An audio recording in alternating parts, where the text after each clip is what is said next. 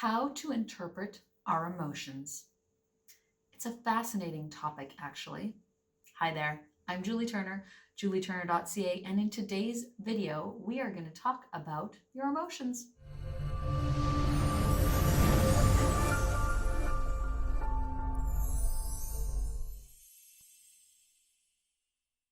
So as I said, in today's video, we are going to talk about your emotions, but before we get to that, if you could please, as always, like, subscribe, and if this content resonates with you, if you could share it, I would be so honored and so grateful. All right, back to your emotions. All right, so how do we interpret our emotions? Why are we even talking about this? Well, it's come to me, interestingly enough, just by observation. So this is kind of more of an observational video, let's call it that. By observation that certain people seem to really like certain emotions. What do I mean by that? I often call them our go-to emotions. So let's go I'll just talk about myself for a moment. If I am upset, if I'm feeling a negative emotion, my go-to is kind of frustration, more of a frustration. Not sad, not angry, more of a frustration, like, how do I deal with this? What do I do next, right? And when I'm happy, when it's a positive emotion, I go to like excitement. I'm excited. I go from like 0 to 60 into excitement without question.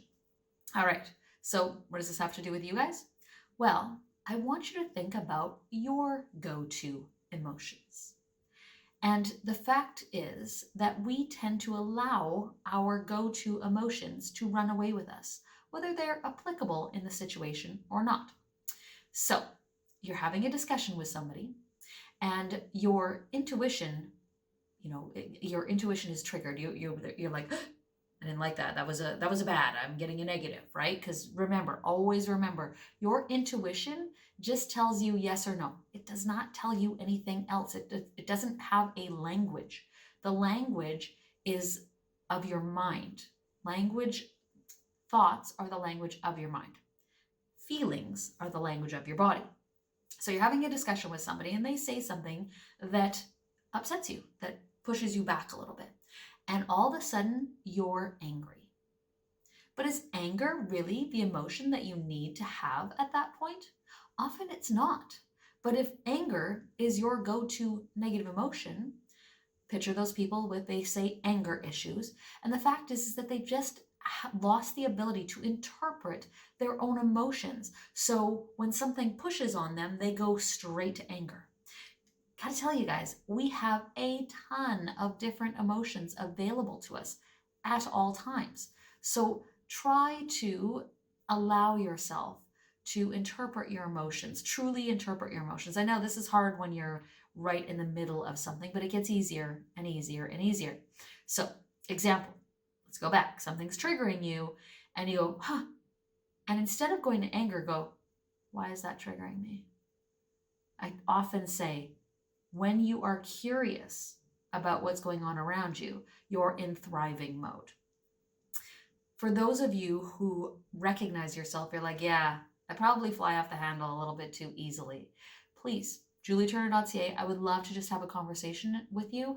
I also have visualizations that I can send you a visualization to help you kind of weave your way through that, understanding your own emotions just a little bit better.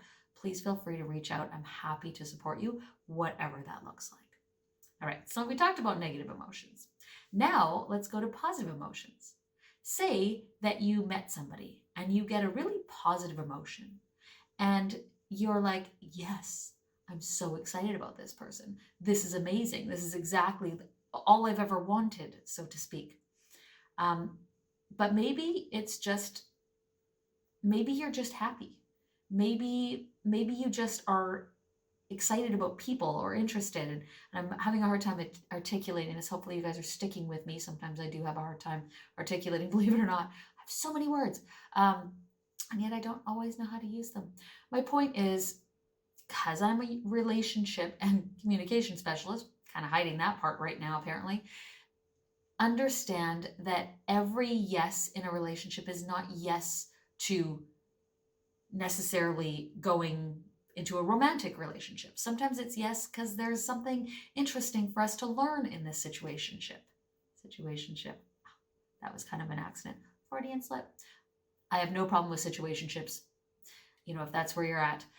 Again, there's no judgment here. Hopefully, you guys aren't judging me either, because I feel like I'm just kind of crashing right now. Car crash. So let's see. I'm going to put this out anyways, because that's who I am. Interpreting your emotions. Please try and have the presence of mind that when your intuition tells you yes, that you actually figure out what that yes means. Again, your mind is going to step in and it's going to go wherever it normally goes. It's going to go to the familiar. And the same thing with the negative. Your intuition says no. And if your mind then steps in and says, you know, this is dangerous, this is horrible, that's not necessarily a true story. It just means no to this situation, no to right now. Obviously, there's like a huge wide spectrum. If you're in, you know, danger, run far, run fast. But often we're not actually in danger, and we perceive that we're in danger just because we are unable to understand our own emotions. If you would like a clearer look at your emotions, please reach out to me, julieturner.ca. And don't forget, I have a podcast called Real Talk that often I am a little bit more articulate on the Real Talk than I am on video.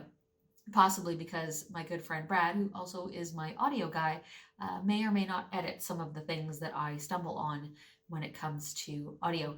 But I put out videos just exactly as they happen when they happen. All right. If you've been paying attention to my video series as of late, I've been talking a lot specifically about relationships and about dating. And the reason is I have a new course all about dating, but you can always work with me one-on-one.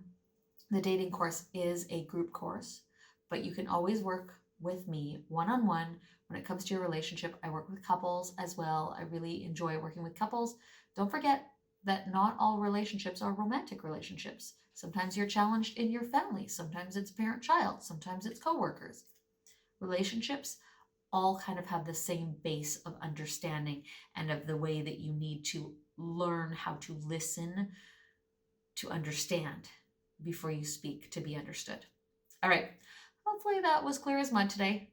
And I will talk to you guys again next week. Thank you so much. Reach out anytime. Have a great day.